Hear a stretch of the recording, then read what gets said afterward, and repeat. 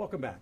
As we begin segment 3 today, talking about issues of stereotypes and attitudes, I want to talk a little bit about the idea of kind of that personal response, that personal perspective on things, that identity. How does a person with a disability see themselves? And again, we're going to be fairly simplistic about this given our time constraints and environment in which we're doing this. But I've really broken it down into people who are born with a disability or acquire it early on in life versus those who acquire a disability later on. Because if you're born with a disability, there's not necessarily that sense of having to come to grips with yourself. It's not like you wake up every morning and say, oh my gosh, I have cerebral palsy again. No, you don't. It's you wake up every morning and this is your life. I've got a clip that we'll go to in just a minute that will kind of emphasize that point as well. And then also from the standpoint of how you see yourself, do you feel that there's some affiliation with other people who are like you? We see this most strongly, I think, among people who are deaf and use sign language and would consider themselves part of deaf culture. When people say that they'll see me later or I'll see them later, it's not offensive at all because I'm not generally thinking about blindness. Example, this morning when I woke up, I thought, my cell phone's digging into my back, the blankets are on the floor, and crap, I'm late. I didn't think, oh, I'm blind, guys. Oh no, again. Just can't see none, it's nothing. Why? No, it's not like that at all. I wake up, have the same thoughts everybody else does. Where's the coffee? Where's the dog? And golly, is it already 9 o'clock? Those are the kind of thoughts I have in the morning. One thing that I'd like to share with the world is that I do not wake up every morning wishing I was hearing. Or wishing that my ears worked. For Pete's sake, come on. I wake every morning to my normal routine.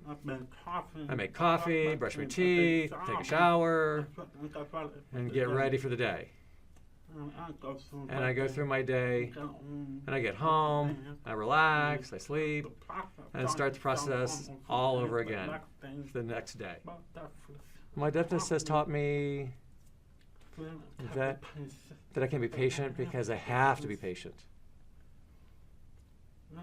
It has taught me to break the mold. I need to be assertive of myself if I want to be successful out in the real world. I can't hide behind my disability. I think that if I wasn't deaf, I wouldn't have definitely not have been the person that I am right now. Because of the experiences pertaining to my deafness has led me to who I am today. That's made all the difference. And now I want to switch to talking about the idea of people who acquire disabilities. There are several issues that we need to think about. And I've got a clip from Sheila Milan who will give you kind of her perspective on an acquired disability. And what I want you to notice is her emphasis on the importance of getting to know her before she talks to you about her disability. Okay, the difference when asked whether or not I would choose to walk, or to remain in a chair. This experience, while it could be devastating, and it is devastating at times, I would not trade the knowledge that I've gained since I've been on this journey. It took me to lose my backbone almost in order to gain a backbone and stand up. Just not for, you may not want to believe it, but I was very soft-spoken, very soft-spoken. I'm brought up in a generational time when women were very quiet, and you said yes. You said thank you. You nodded your head a lot. You did a lot of this. You weren't allowed to speak up.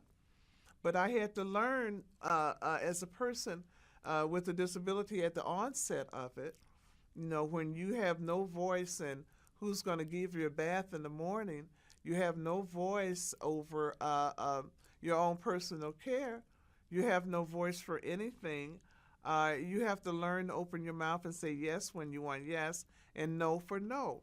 If not, your life will be in the hands of others. The other thing that I would like to mention too, and again, this flies in the face of I think what many people might inherently believe, and that is the idea of positive growth following a disability. Certainly in the literature that I grew up with as a graduate student, as studying psychology, the idea that a family or an individual would experience a disability would be, certainly cause to have great concern and look at how much they have to overcome to move forward. And yet, you'll hear from a number of our guest speakers that when they think of themselves as having a disability, the disability is part of who they are, and many of them, in fact, would not give it up, which again, hard to imagine, but yet on their standpoint, it's part of who they are. So would you give up a part of who you are? Not necessarily, nor would they.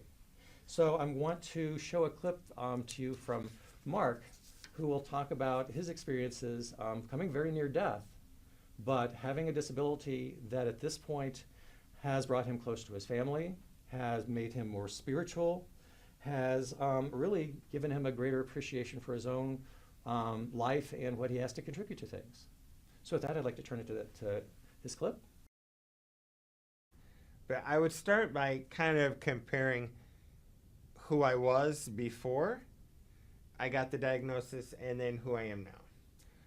And who I was before was a person who really never cared about anyone, including myself. I never thought about the future. I never thought about anything except the moment, right? And you always hear live for the moment, and that's a good thing. And indeed, you should live for the moment. However, you should not only live for the moment. And that's kind of how I was living. I really gave no regard to you and no regard to myself. It wasn't hubris. It was just me. I just didn't care. I just didn't know to care. Since the diagnosis, I've learned that no one lives in a vacuum, including myself. And that really, HIV has been a gift. It's taught me to be more tolerant of other people, to be more accepting, to be more understanding, to be more empathetic, to be more empathic. And those are lessons I don't think I would trade for anything.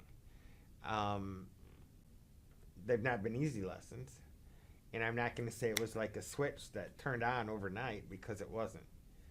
But over time, I've learned really to care about people and to care about myself. And those are huge changes to me. So in summary on this particular segment, we really emphasize the idea of, are you a person who was born with a disability, or did you acquire it? Because those are two different, experiences. And I would also say, too, from an acquired standpoint, we know this from the research, we'll talk about it later, that if you acquire a significant disability initially, it's going to be very difficult. It's going to be a hard change, but that over time, you end up getting to a point where it's okay. But that idea that, better dead than disabled is one that's very prevalent in our society. You see it in old movies, things like $1 Million Baby, that, better dead than having a disability. Not at all, not according to any of our guest speakers, not according to how we think of any of these things.